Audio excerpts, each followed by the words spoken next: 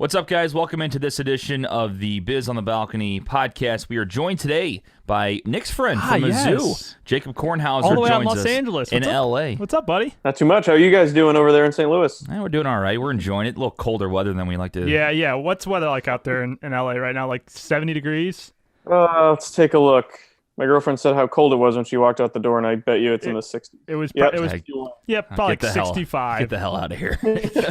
Cold in the 60s. I think I walked outside today and it was like 10. So doing real solid here. Yeah, it's bad when 32 feels like it's summer over here. Oh yeah, 32 shorts and t-shirt weather. Absolutely. Yeah, absolutely. It's crazy when that happens. People here would not come out of the house if it were like that. I believe it. My aunt came in from Florida, and she thought she was in another dimension. Yeah. She just didn't know what to do with herself. That's miserable. We're joined by Jacob Kornhauser, who is the author of The Cup of Coffee Club, a new book coming out on March 11th is the release date. And Korn, I'll let you kind of talk about what it is, but obviously it's an interesting story about 10 baseball players. Is that correct? 10 is the right number? 11. 11 baseball TJ, players. Get your facts straight. I'm sorry. We don't fact check before the show. Pick a round number. A round number. 11 players that had one game in the MLB. They call it the Cup of Coffee Club, and obviously Jacob Kornhauser, the author of the novel. Korn, kind of talk about your idea of what came about and how you decided to go ahead and write this book. Right. Well, I'm kind of a baseball nut, as it were, just with history and stuff like that in general. And a few years ago, the idea kind of popped into my head. I didn't really know how many players like this there were. I just thought it was an interesting concept, started looking into it. And in kind of the early days of baseball, it wasn't all that uncommon, but as we've kind of progressed and in the last 50, 60 years or so, it is relatively uncommon, only, a handful over 100 players like that. So started looking into who some of these players were, what their stories were, and then obviously started reaching out to the players themselves. And I think that's the most interesting thing is getting to talk to the players, and they range all the way. The 11 players range from 1958 to 2008 in terms of the day that they got in the major league. So it's really kind of an exploration into not only the journey to get to the major leagues and then, get to play one game, but then the journey of trying to get back and kind of the trials that are associated with that. So I think it's kind of a unique look in terms of players almost having a fan experience, but obviously working their whole careers to get to this one moment. Did you see a lot of similarities between some of these guys when you were talking to them in their story? Obviously, only playing, one day. What were some similarities and differences between some of these guys? Well, where the differences lied was mostly in kind of the type of story they had in terms of, was this a quote unquote success that they had only one game in the major leagues? For a handful of guys, it was a success. It was something that they were mostly a career minor leaguer, and then they kind of got this taste of the major leagues. For other guys, it wasn't so much a success. They were either a top prospect or, someone who was highly touted, was supposed to replace kind of a Hall of Famer, something like that. Mm-hmm. And then through whatever, series of injuries, managers not liking them, GMs, front office stuff, explanations they never got, they only got one game. So it's almost that separator of guys who may not have ever gotten a chance had it not been for that one time, and then the guys who maybe thought that their career was going to take a more traditional trajectory of what we see in sort of more mainstream players. So that was kind of the separation I saw. But in terms of similarities, I mean, dealing with just having one game in the major leagues, a lot of guys really struggled kind of either after they retired or even just after that one game when it became clear that they weren't going to get back, or it seemed clear they weren't going to get back.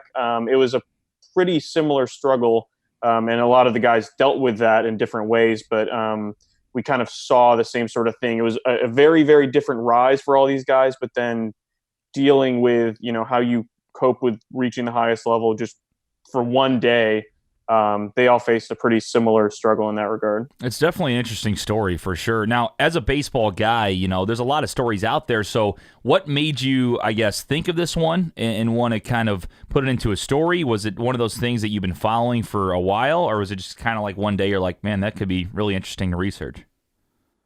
Yeah, I think it was a combination of a few things. It was kind of just an epiphany of an idea that that came to me. I was always kind of bouncing around, ideas of stuff to research and really dive into, and needed something that really had sort of a hook to it.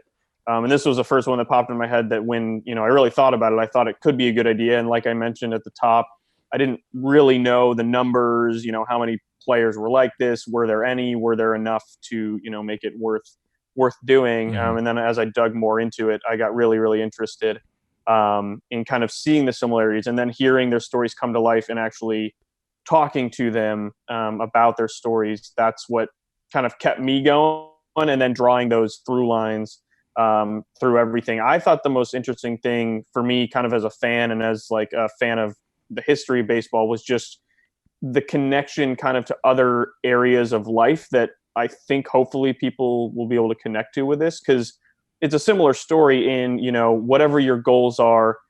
Imagine you get to go to the very, very top of that goal for one day. Obviously, baseball and the way it's structured and just sports in general kind of lend themselves more to kind of a dramatic story like this. But I think a lot of people will at least be able to have some empathy and put themselves into the player's shoes and kind of think like how they would react, not only baseball, but in other areas of life. If they only got one shot at doing the one thing they dreamt of doing their whole lives, would they be appreciative? Would they have regrets? I think it's more of an exploration of that, as well as the baseball aspect of it, of course. What was your favorite story to tell? Not to give too much away from the book itself, because you want people to go out there and Obviously, purchase it. yeah. But what was what was the story? Were you drawn to a specific player throughout this process that you really enjoyed hearing about their story? There were a couple. I think probably, I guess the most inspirational story is Jeff Bannister, who I don't know if some people will remember. He was a manager of the Rangers. He's currently a candidate reportedly for the Astros job, so that would be very interesting. He's from Houston, went to high school, college there and stuff. Yeah, so that wouldn't be terrible if he ends up getting hired by the Astros. But he had several kind of hurdles, so to speak, to overcome, and then kind of worked his way up with the Pirates to get his one game. And then, of course, he's kind of been a baseball lifer ever since, being a minor league coach and working his way up through that. So he's almost done it twice. He obviously had more success in terms of years managing and coaching and stuff than he did during his playing career, but he's kind of been a baseball lifer. And then actually at the end of the book, there are kind of 3 older stories of players who are no longer around to really tell their stories. So I talked to some historians, people who know their stories a little bit better, and pieced together some of those stories. So there's actually some older ones, and there's one from the 1912 Tigers team that is it's one of the funniest stories that I've ever heard of, and I'm looking forward to people hearing about it. It kind of stemmed from Ty Cobb being suspended indefinitely, and the team not being too happy about that. And it created a very strange scenario in which several players played their one major league game. Now, whenever this keeps happening, like if guys do continue to add to this cup of coffee club, I know you have the website putting together blogs and everything, right. But is there possibly a second book in the making if there's enough? I mean, I guess that's a lot of years in the making, but how will you do it to kind of update people, I guess? Right. So, yeah, these were the 11 out of maybe, I made basically a wish list, so to speak, of 15 to 18 guys that I wanted to talk to based on all the research that I did and who I thought would kind of have the most compelling stories. So we've obviously got 11 here. There's a handful more that we could do. So I wouldn't rule out a volume 2. We'll see kind of where that goes. And there are also guys kind of on a backlog to where, if there's a guy who debuted in 2013, 2012, something like that, it's almost too recent to really give that player enough time to reflect on it. Right. So I think that we will definitely have, we've been averaging about 2 to 3 of these types of players per year for the past however many decades. So there's definitely enough kind of trickling through to kind of keep this going.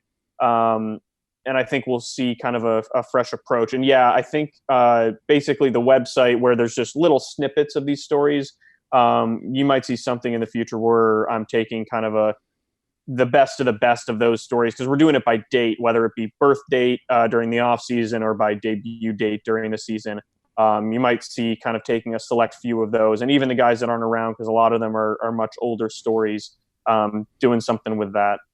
Writing a book isn't necessarily an easy thing to do, and I think a lot of people would like to write a book someday, but maybe don't have the wherewithal to do it. Talk about the process for you writing this book. Obviously, you had the idea, but really sitting down and Right. writing it. Talk about that. We'll keep that in. Talk about that challenge and what you faced there. Yeah, I mean, the biggest challenge for me was really like I need to be organized in order to start writing. And then once I do that, like that takes a long time. But then once I do that, it kind of just flows. And then I just have a series of revisions that I'll do. But the longest and hardest part was just getting in contact with these guys. I mean, one of the guys works at like a pharmacy in Utah now, and trying to finding the chain of kind of contacts that led me to that, and then eventually finding him, being able to interview him, seeing if he was interested in doing an interview. Certainly there were several players that for one reason or another didn't want to be interviewed for the book. So it was about narrowing it down to this 11, because I knew I wanted 10 to 12 probably players, and then reaching out and actually interviewing them. Bannister was the hardest one because I interviewed him while he was an active manager with the Rangers. So that took 8, 9, 10 months to get arranged, because we had to wait till the All-Star break when he had a few days off and stuff. So that was great, and he's been great ever since I got put in contact with him. But just I think getting everyone kind of bought in on the approach that I was taking was the biggest hurdle. And then once I was over that, it was kind of like we talked about earlier, connecting these stories in a way that I can have an introductory chapter that totally tells what you're going to read about with these players, but gives kind of, why this is so special, why players who have only played in one game is significant, is unique. Because if you're not bought into that, then, reading the players' stories, it could be cool, but it's kind of all with this lens that this is a really kind of unique group that hasn't been looked at all that much. We've looked at short careers, but I don't know that we've looked at careers that were only one game. And in Major League Baseball, I think that's kind of the way you can romanticize that idea the most. Because in other sports, there might be some kind of one-game players, but with the call-up process and everything like that with baseball, where guys might toil in the minor leagues for another decade trying to get back. I think it's the best way to kind of present that sort of idea. I guess take us through the day where you found out, it was going to get published, and obviously the emotions you had. I mean, again, I think a lot of people too, I'm intrigued as well to know the process of going from, a first draft to a finished product and then submitting it to publishers, or how do you go about, I guess, getting it published, and talk about your emotions when it was announced that it would be published. Yeah, I had no real idea of how the publishing process worked. And as I moved through it, I kind of started looking once it was clear that, this is a project that was going to be able to be completed. And it was obviously my hope, like as a first-time author, to just, get anywhere. And I did my due diligence on a lot of different places that if I was, honored enough to have a choice, I would be informed about that. But honestly, like I wanted to go wherever was going to give this a chance. Yeah. And so, I reached out to a bunch of different agents, publishers. It depends on the book. Sometimes you only have to reach out to publishers if it's kind of sellable enough, or like a broad enough idea that they, an agent doesn't necessarily have to get involved, especially early on. So I did reach out to some agents, some publishers, and I was having better luck kind of just reaching out to publishers directly. So I was in contact with one acquisitions editor who's kind of the last line of defense for a book for a publishing company. So they would be basically reading materials every day, kind of looking for the next, diamond in the rough sort of thing. And then as I understand it, they would bring it to kind of their owners of the publishing house who make those decisions, and then they vote on that. But I had reached out to several different publishers. One in particular was interested, and then unfortunately the gentleman who was reading it ended up getting laid off, and so I was like back to square one. I was back to square one with everything, because it's almost like a story of some of these players. You feel like they're about to get called up or what have you, and say a GM gets fired or a manager that, had their back gets fired, and then it's all thrown into flux. So obviously on a much less dramatic scale, I kind of felt that way. But I stayed in contact with the man who was reading it, and he actually kind of served as a guide for me, gave me a few different publisher names that he thought would fit the book based on his experience in the industry.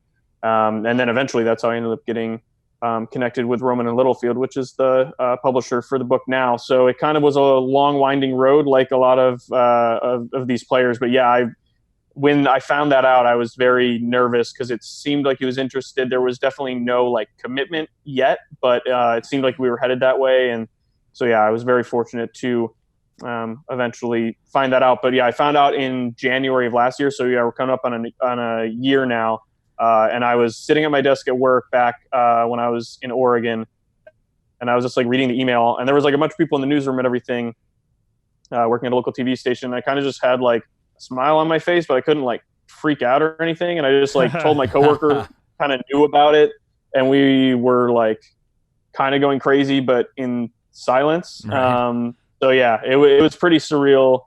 Being able to read kind of the, you got approved, we're going to send over contract details, blah, blah, blah. And yeah, I was just ecstatic because it had always been a dream of mine to do that, write a book in general, much less a baseball book, which would kind of be the fusion of writing and baseball, two of my biggest passions. And so to latch on to an idea that actually had enough meat on the bone to be able to do it was really, really rewarding. When you first mentioned that about the guy getting laid off and you doing all this work with him, it reminded me right away of Rudy. Whenever he goes and the first coach says, yeah, you'll get on the field, we'll dress you one game, and he gets fired and Dan Devine comes in, and then it's what the hell? He's all pissed off.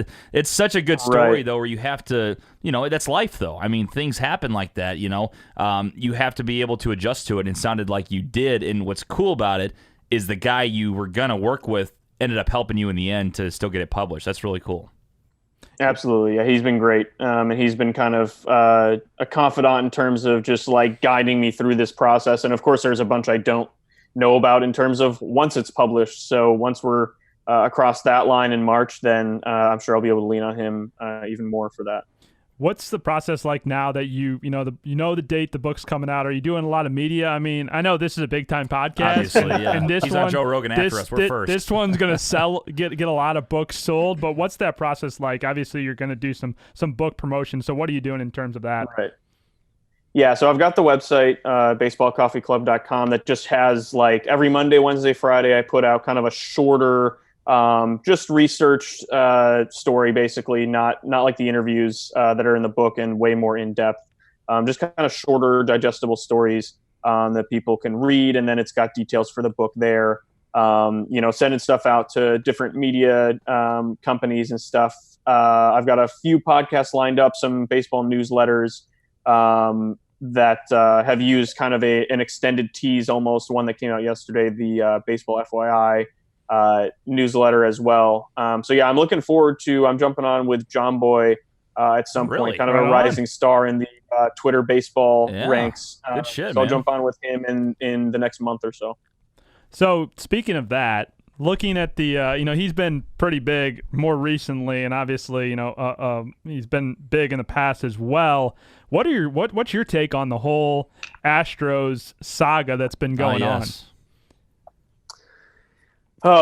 It's so hard to kind of break down everything that's been going on. But in attempting to do that, I think that the punishment was not enough because it didn't punish any players. But I will add the caveat that I don't know how you properly assess who was culpable in it, how culpable were they. And we're just assuming the buzzers are nonsense, which I don't know that they are nonsense. No proof but yet, assuming that they are, just what the MLB confirmed happened, I don't know how they would go about suspending players, because if it's essentially, half of their offense, there has to be some answer to that. But I don't know as MLB how you do that. But it did feel like Hinch and Lunau were just basically fall guys for it. Now, obviously, it starts at the top, and they had to have some knowledge of it. But for them to be the only ones who receive punishment was kind of interesting to me. But the biggest takeaway for me, if you guys saw Jose Altuve and Alex Bregman doing kind of media availability at or lack thereof, right? Yeah, lack thereof. It was especially Bregman. Now Altuve was still kind of banging the drum of we've got chips on our shoulders, whatever. Now I don't know how getting caught cheating and not owning up to it puts a chip on your shoulder, but whatever they think. But then Bregman was almost like defiant. And you've seen a lot of major league pitchers like Chris Archer, a lot of different guys have gone on social media, Trevor Bauer, and basically all but said, they're going to be throwing at them this year. So I think that's going to be something that's going to be interesting to watch, because I really do think teams against the Astros in low leverage situations, you're going to see them get plunked a lot, especially Bregman and Altuve, as they've kind of become the face for this whole thing. Yeah, I think looking at this scenario, I definitely think that's going to happen. It's going to be interesting on the MLB to see what they're going to have to do to kind of find anything else too. Well, and how they're going to manage this whole situation with these guys getting plunked. I mean, are there going to be bench warnings issued right off the start of the game? I mean, that's something that I think is going to be interesting.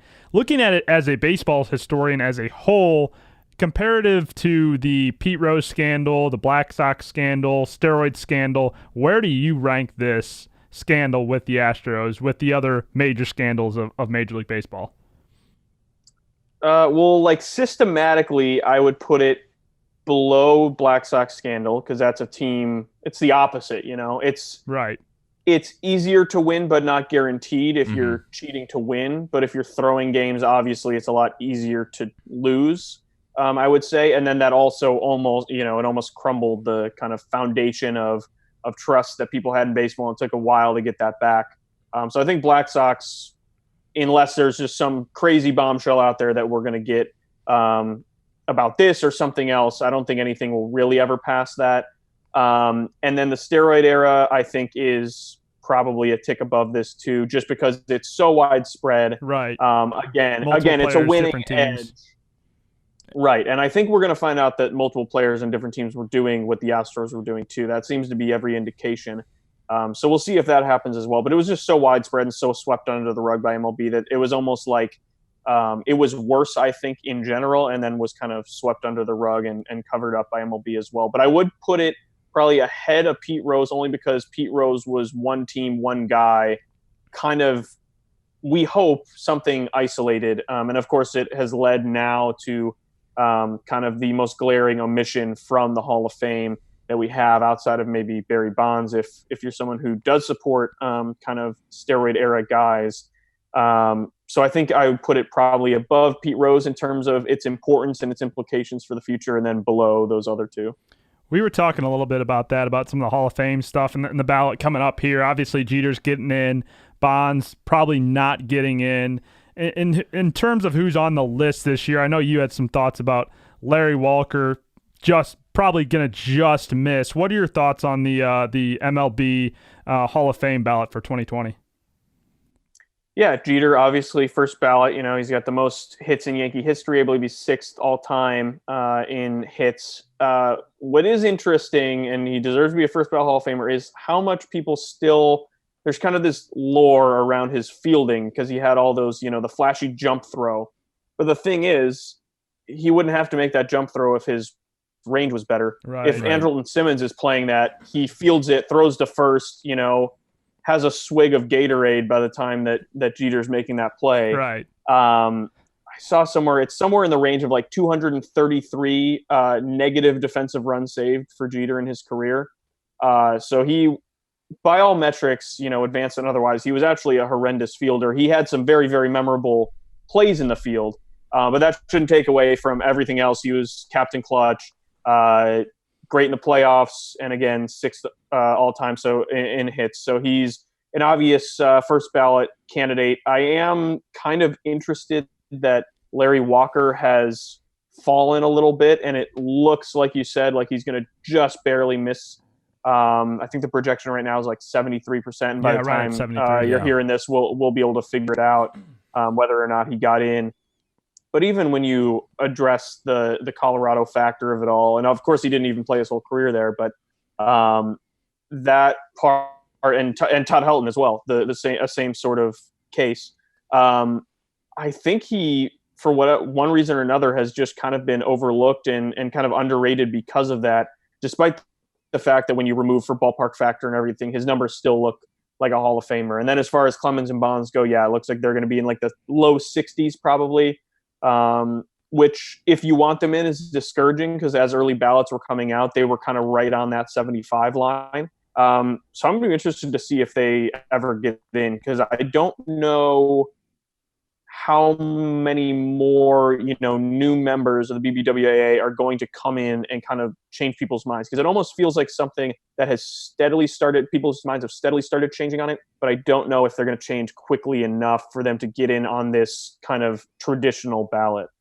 Last question we got for baseball. We'll move back into the career stuff, but I got to ask you, Nolan Arenado, what are your takes? Is he a Cardinal in a couple months, or is he staying in Colorado? This is coming from a Cubs fan here too. Oh my God! Here we go. His emails are like Cubs like year 104, like for 104 years. But now it's interesting because all the stuff coming out about the GM saying he's not going to be traded, right. Arenado then saying like, okay, well, maybe, and this is not a timely podcast, maybe, so maybe by the time this comes out, it actually will be done. Talking Hall of Fame, all these things that have already happened. But we've already talked about things that are going on now, so I'm just curious your thoughts on the Arenado stuff.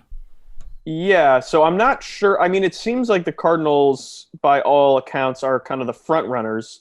What I'm most interested in is yesterday, for the first time, Arenado really kind of publicly was basically laying out the case for why he wants to be traded. That was more publicized now. And so I think the Rockies are going to realize they made a mistake by not trying to pull the trigger sooner. Now, obviously, when you've got a guy like Arenado, a once-in-a-generation talent, both in the field and at the plate, you tread lightly. But now I think they've lost all kinds of leverage that they had in trade possibilities because now teams know that they've got to get rid of them. I think fans tend to kind of the public sentiment toward the team isn't as vitriolic if the player clearly is the person driving it. And so now they need to get out in front of it. And I mean, they need to do damage control because I don't think he's going to be a Rocky on opening day based on kind of what he's said and what it seems like he's pushing for. And any team would be glad to take on his contract because while it's a lot of money and a lot of years, he's still in his prime. And based on the money that other guys are getting hit in the free agent market, it would be a steal. So, yeah, definitely the Cardinals are among the front runners, and it'll be interesting to see if the Braves or some other team, quote unquote mystery team jumps into the mix too. Right. Yeah, I think it's interesting that the main kicker there is the hiccup with the opt out clause after 2021 and what a team is going to give up for Arenado and the Cardinals themselves obviously talking about not wanting to take on that big of a contract. I definitely think he'll be traded by the deadline. If not, I think he might be on the roster on opening day just because of what we've seen so far, but no chance he's on that roster after the trade deadline with what they've done so far, which is kind of interesting. Looking a little bit back more your career, you interned at ESPN when we were going to Mizzou, and then now working at Fox Sports.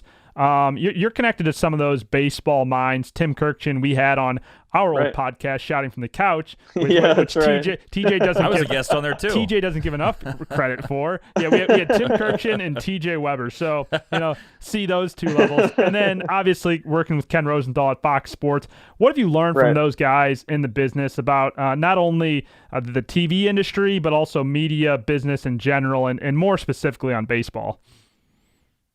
Yeah, I think it's just kind of news breaking and building relationships with guys that obviously I'm kind of connected secondhand with through some of these guys, but they're kind of on the front line, so to speak, that have built connections over decades of doing this. And it really takes that to build up to really get the scoops that they've got where they're getting information and still having to work hard for it. In terms of that. So I think it really is just kind of, making these relationships, like honest relationships within baseball to the point that you're kind of walking that line. You're certainly not friends with a lot of these people, so to speak, but it's that kind of professional friendship that, gets you information that you need, but then also, you're not burning any bridges in the meantime. Now, what's your your end goal? I guess everybody's got a thing in mind that they want for their career, and Right. you're kind of obviously on this show because you're an entrepreneur like we are, trying to start your own thing, and obviously successful with your first book. So, I guess Jacob Kornhauser in 10 years, what do you want to see? Where do you want to be? And I guess what is your overall view of yourself from other people's, I guess, viewpoints want to be overall? As far as writing goes, it is something that I view as like a passion and further than a hobby, but not quite necessarily a career. It's something that I always kind of like to have in addition to whatever I'm doing, outside of that as far as a career goes. So yeah, I'm at Fox Sports right now, and we'll see kind of where in sports media I end up because I'm still kind of figuring that out, but kind of the producing side of things and getting to work with talent, like Nick said, is certainly a big part of that.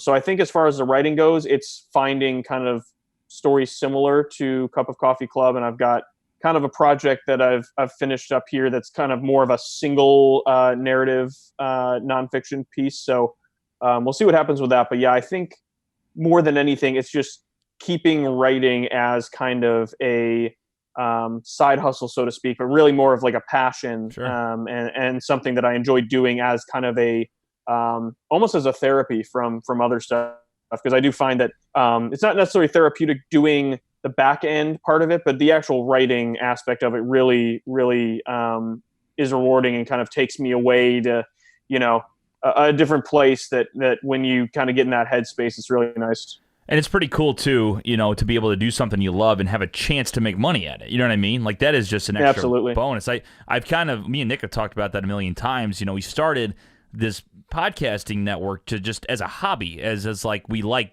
hosting, we want to do it. We've been in radio before, and we went for it, and now we got some sponsors.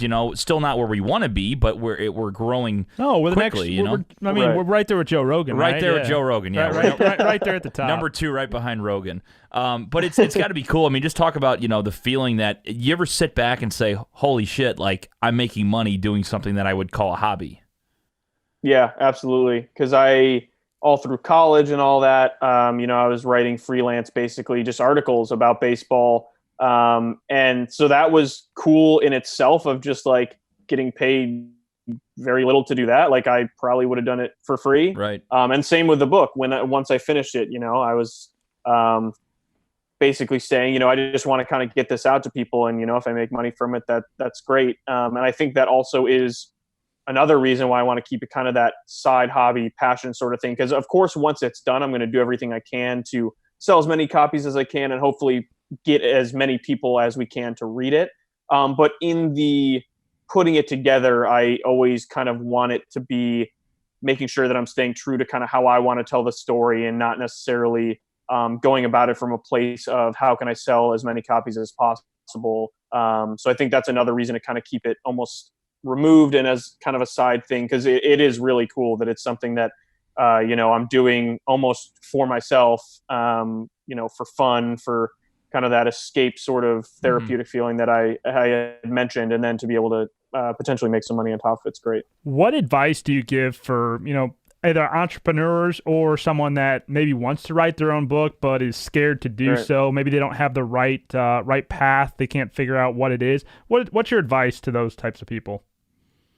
I'll speak kind of to the book aspect of things just because it's more fresh and kind of ongoing in terms of what I'm doing. But at least for me, what helps is organizing things into small kind of little chunks. I think of it as like, when you have to wash the dishes and, everything's all piled up and stuff. When you kind of separate it out and, spread it out and, get going on it, it seems a lot less daunting. I think of that for the preparation of writing. Something super long term, like a book length sort of project, and breaking it down into different sections. So whether that means breaking down into sections what you're going to do every day or what you're going to do every week or how you're going to kind of keep moving forward. If you're doing nonfiction and you're interviewing people, kind of breaking down the interview schedule and when you want to have different stuff done by. I think it's just organizing it and getting it all kind of laid out there, because it's a lot less daunting and intimidating when you lay things out that way and you kind of have digestible pieces that once you add them up, then you have kind of this whole huge project that when you look back, you're thinking, how did this all get done? But it's because you had kind of a set plan going forward and kind of organizing everything together to make sure that, you end up reaching that end goal. Now, what's your goal for the next book? You mentioned you're writing a nonfiction. Do you want to kind of, take the cat out of the bag there, or do you want to just kind of keep that behind closed doors? Yeah, I'll tell a little bit about it. It's more of a, like I said, a single narrative. So it's less, Cup of Coffee Club is an intro chapter, like I mentioned, kind of breaking down the idea of it in general, and then 11 individual chapters, basically little mini biographies of these guys. And then a concluding chapter that has some other cool stories that I thought were too cool not to include in it, even though I couldn't speak to the people directly about it, but I spoke to people around them and who maybe knew more about it. So this next book is more of kind of one single story, and it actually is centered more on college baseball and kind of one player's journey, overcoming a ton of obstacles in order to live out his dream, play a Division I college baseball program. So I know Nick has somewhat of a review copy, so to speak. Of the, I'm one of the original readers. That's so right. He knows very more good about it. Yeah, I cried when I read it. You teared up, did you? Teared up. So it's a good book. It's a good book. Yeah. So, and I think this one will be more of a challenge because it's definitely more of a niche market in terms of the location that it is centered around, and kind of it being college baseball and a story that people don't necessarily know about. There's certainly well-known players and coaches and stuff that are like involved in the story, but not directly. So we'll see where it goes with that. But I mean, it's a story that, like we mentioned before, I mean, if it's, it keeps hitting roadblocks or whatever with publishers, I certainly wouldn't rule out kind of publishing it myself, seeing where we can take it. And then you can always do that and then sell it to a publisher once it's clear that it kind of has hit a nerve with enough people, because it's so hard for publishers to tell now, and really, unless they think it's going to be a home run, they don't give it as much of a chance. Yeah, baseball no guy. pun intended. So yeah, we'll see. But that project I'm very excited for, because I think more work went into that book in terms of just being so finite on the details of one single story. It's easier kind of in the Cup of Coffee Club to self-contain some of these stories, and they're a little shorter in themselves than obviously a full book about one kind of person, one story.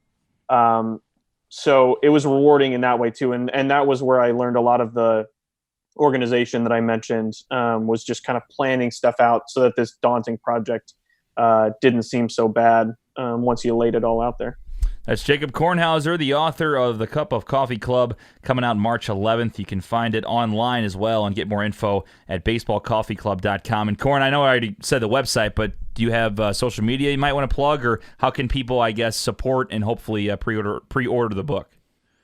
Yeah, so it's on Amazon. So if you just search Cup of Coffee Club on Amazon, you'll see it right next to some Reese Witherspoon book that Nice. I think has some similar keywords.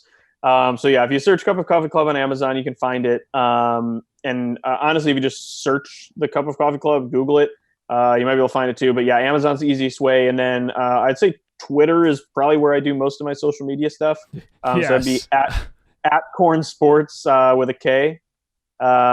Yeah, so I tweet out updates and all that sort of stuff. Hot takes about the book. So yeah, hot takes on sports. a lot of hot takes. So yeah, hopefully you guys can follow me there and see March 11th when the book comes out. You got any Cardinal hater burner accounts out there? I know you're a big Cubs guy. Guaranteed he does. No, I'll throw shade at the Cardinals every now and then, but it's not unprompted. I'll usually just react to stuff Nick says. Corn is the king of passive aggressive tweets and subtweeting. And we always joke with that he is the dog meme where it's just yep. Or like the little kid doing like the just okay face. That's all you need to know about Corn Sports. Good stuff. Corn, thank you so much for joining us, man, and good luck. We look forward to reading the book. Yeah, thank you guys for having me. Appreciate it.